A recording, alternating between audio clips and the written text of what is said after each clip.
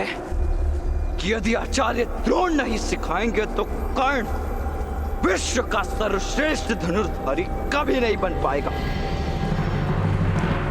किंतु आहत तो वो होंगे जब उन्हें ज्ञात होगा कि कर्ण आचार्य द्रोण की शिक्षा के बिना भी विश्व का श्रेष्ठ धनुर्धारी बन गया।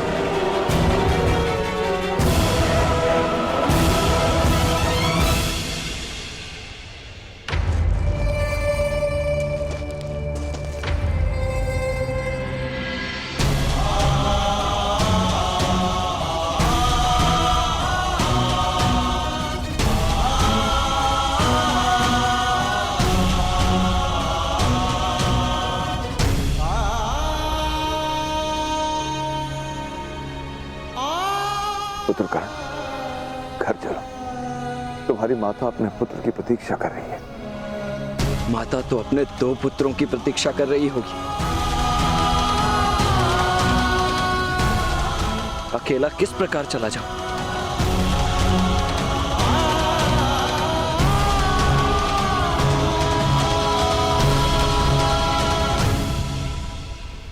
कर्ण, घाव औषधि लगाने से भरता है, अनदेखा करने से नहीं। राधा की औषधि तुम हो। कर चलो, तुम्हारी माता चिंतित होगी।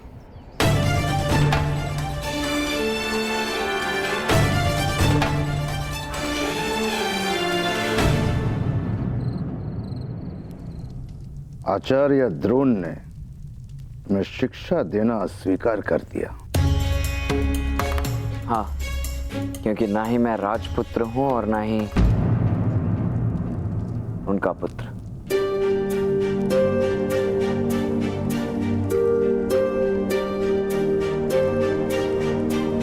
मुझे लगता है हमें ये स्थान छोड़कर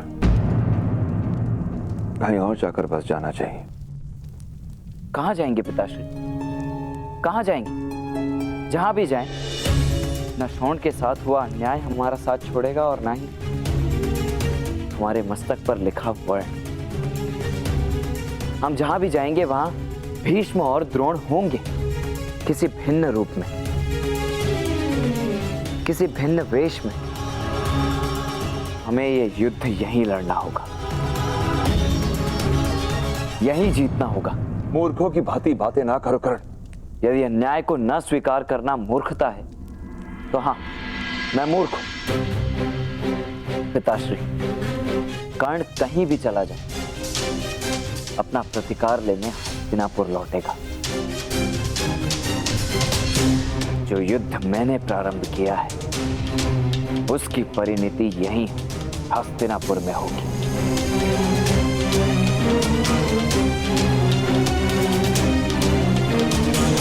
कर्ण का परिचय उसका ये संग्राम होगा। ब्राह्मण, क्षत्रिय, शूद्र, वैश्य का शताब्दियों से चला आ रहा ज्ञान नहीं, धनुर्धर तो मैं बनकर रहूंगा।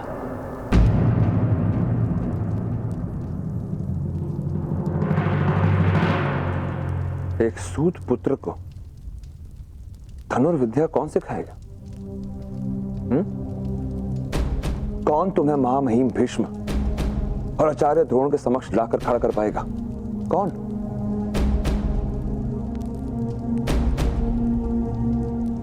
वही जिसने आचार्य द्रोण और गंगा पुत्र भीष्म को सिखाया है।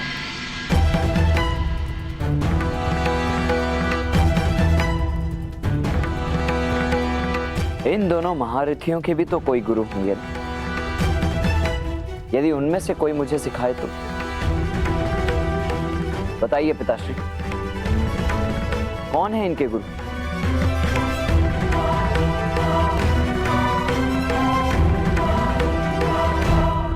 वो दोनों भिन्न नहीं हैं। भीष्म और द्रोणाचार्य एक ही महागुरु के शिष्य हैं।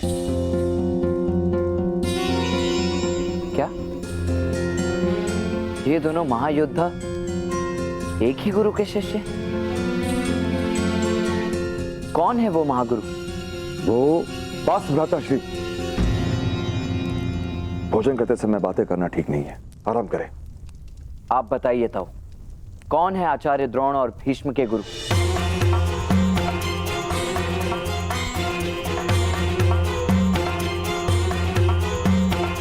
उत्तर क्यों नहीं देते आप मुझे? उससे कोई लाभ नहीं होगा कर्ण। उसे जानने तो दो। बस भ्राता, आप पहले ही कर्ण को पर्याप्त बिगाड़ चुके हैं, और हर प्रश्न का उत्तर जानने के लिए हर कोई पात्र नहीं होता। यदि आपने कर्ण से इस विषय में बात की तो मेरा मरा हुआ मुख देखेंगे आप।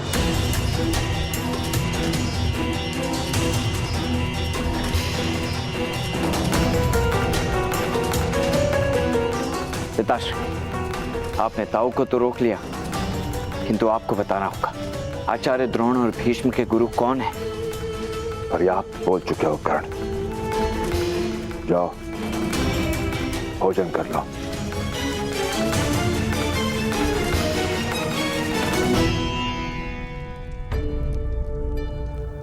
भीष्म और आचार्य द्रोण जैसे महायोद्धाओं के गुरु एक ही है, कौन हो सकते हैं? परशुराम, मेरे भगवान परशुराम, मेरे आराध्य परशुराम।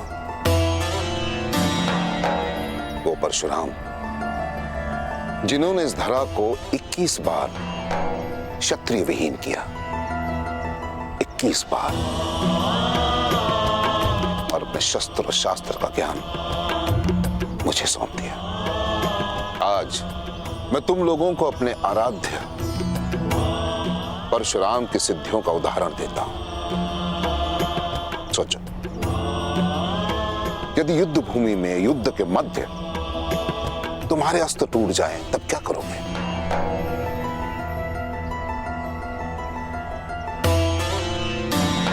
कैसे जीतोगे युद्ध, वो भी निशस्त्र?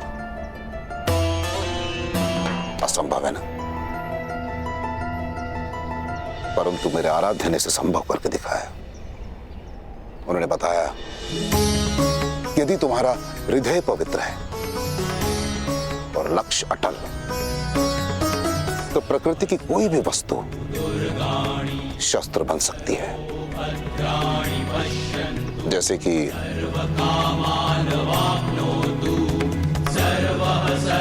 ये घास,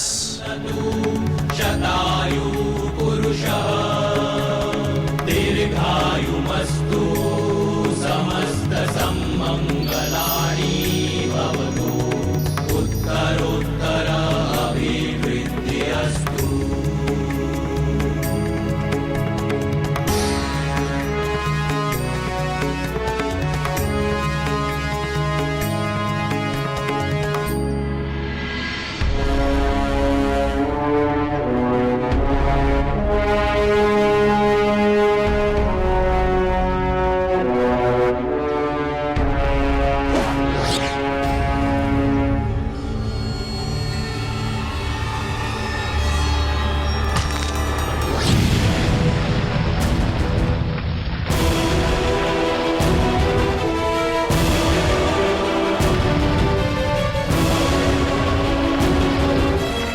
इसे कहते हैं ऐच्छिकास्त्र। वो अस्त्र जो अपनी इच्छा से प्रकट होता है, इच्छा से।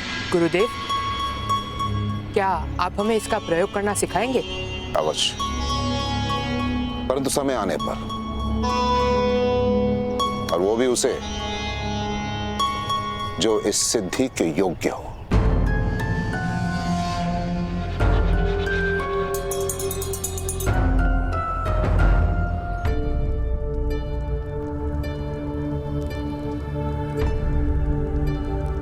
अब तुम्हारा मन शांत है पुत्रकर्ण?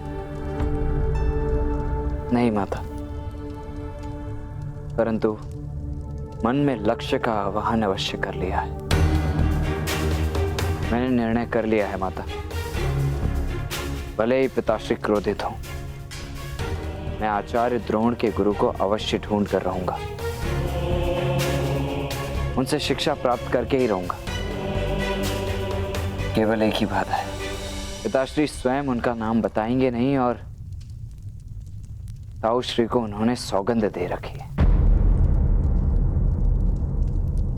तुम्हारे पिताश्री ने तुम्हारे ताऊ को सौगंध दी है तुम्हें कुछ बताने से, किंतु मुझे नहीं।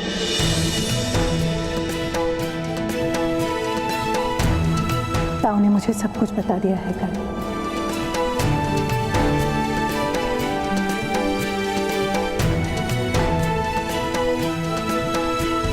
तो बताइए माता, कौन है वो महागुरु?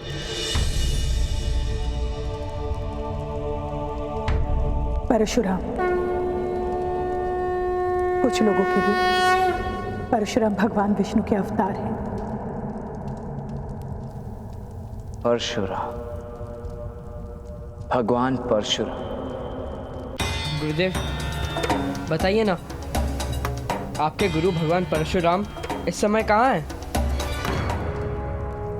महेंद्रगिरी में, यहां से बहुत दूर। क्या वहां वो कोई आश्रम संचालित कर रहे हैं? नहीं, मेरे पश्चात उन्होंने किसी को भी अपना शिष्य नहीं बनाया।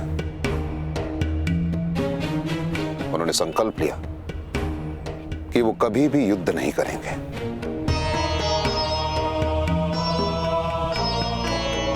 बस एक सामान्य ब्राह्मण के भांति तप करते रहते हैं मेरे आराध्य।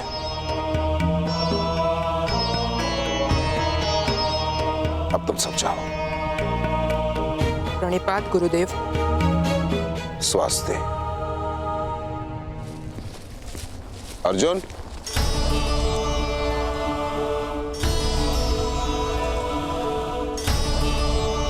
आज संध्या के समय अभ्यास के लिए आ जाना, कुछ सिखाना है तुम्हें। परशुराम, मैं गुरु परशुराम के पास अवश्य जाऊंगा। मैं अभी जाकर वैशाली को बताता हूं। अरे कलेवा तो करके जा। मेरी भूख मिट चुकी है माता।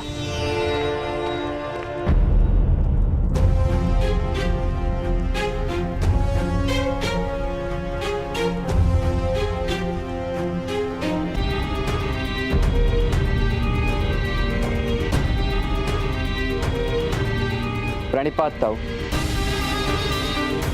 प्रणिपात पिताश्री।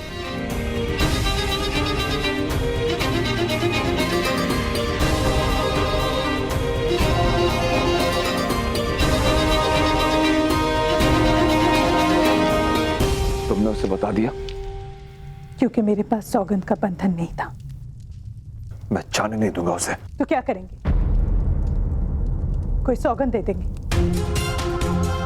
वो भगवान परशुराम के पास जाना चाहते हैं, क्या उन्हें भी सौगंध दे देंगे कि कर्ण को ना सिखाए?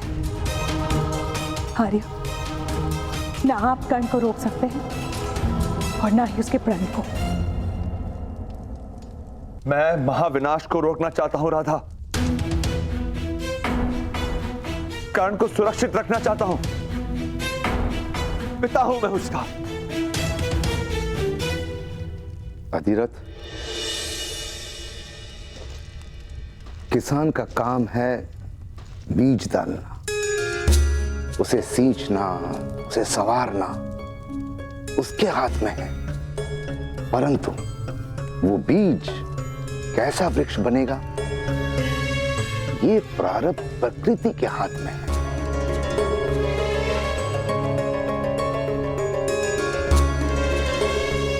तुमने अपना काम कर दिया, अब कर्ण का प्रारब्ध क्या होता है ये नियति पर छोड़।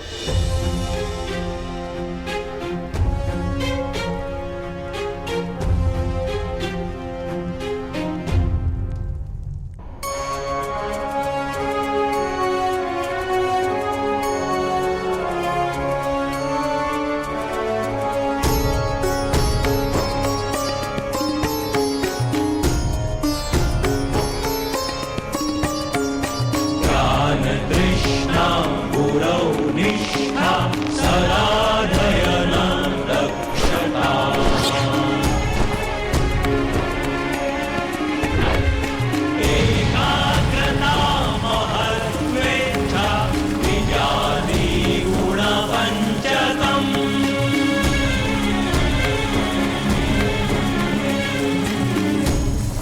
लक्ष्य भेदो अर्जुन।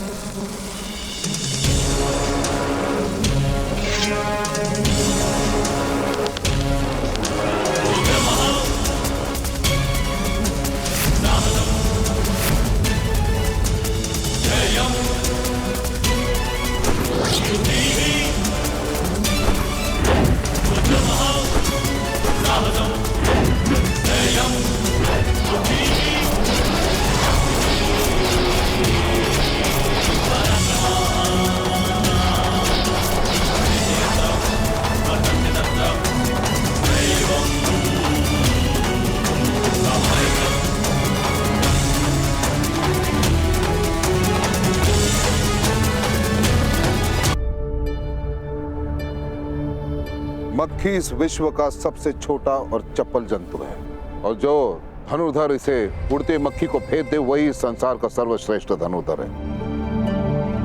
फिर से लक्ष्य साधो अर्जुन।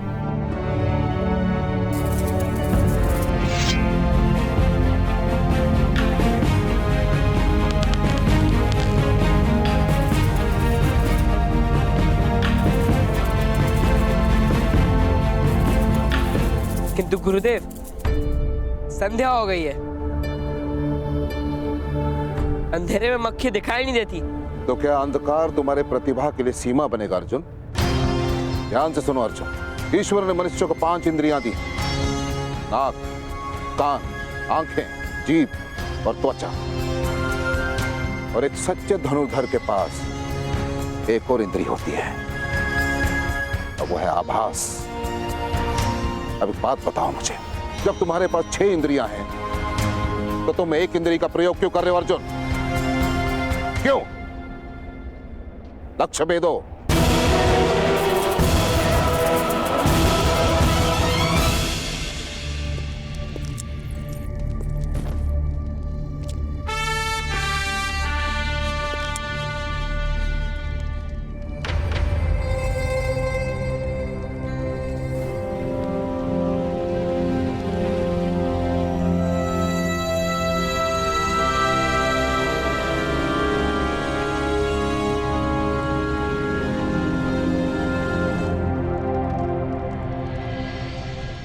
आशीर्वाद दीजिए माता।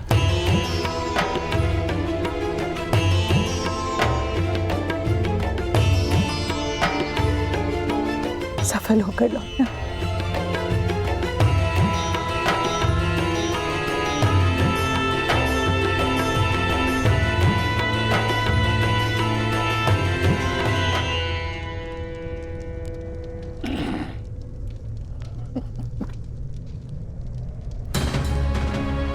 संकल्प पूर्ण करके ही लौटना।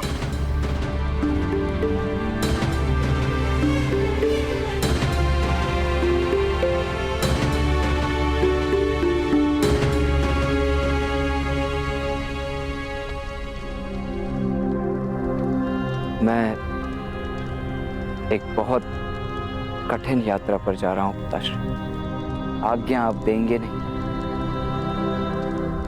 इसीलिए आशीष मांग रहा हूं।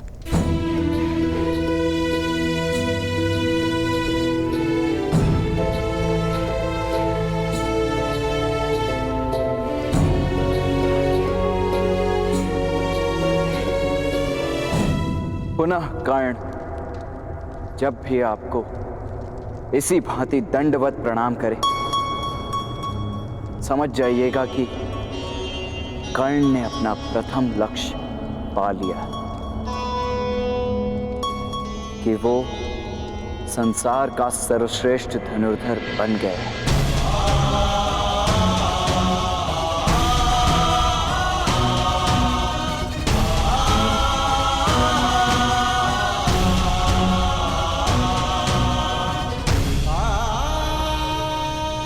मार्ग मिला है, लक्ष्य नहीं। यदि तुम परशुराम जी को पा सके तो तुम्हें शिक्षा नहीं देंगे, वो केवल ब्राह्मण को शिष्य बनाते हैं।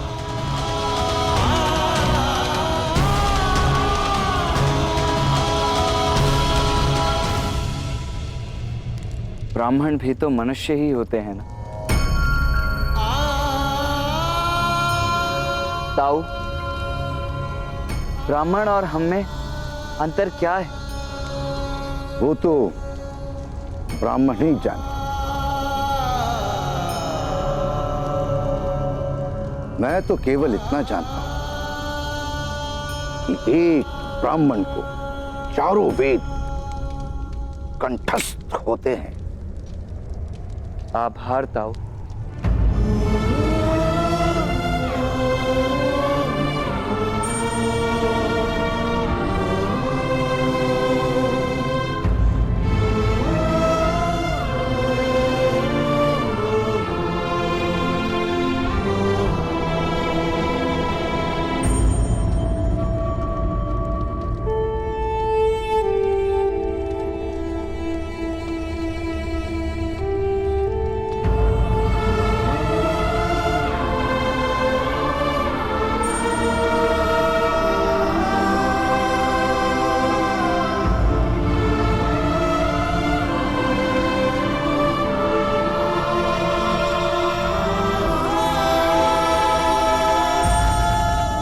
राधेय कर्ण अपनी माता की शपथ लेकर कहता है, अब यदि आप इस कर्ण का मुख देखेंगे तो वो केवल तभी जब वो गुरु परशुराम से दीक्षा ले लेगा, अन्यथा आप मुझे कभी नहीं देखेंगे।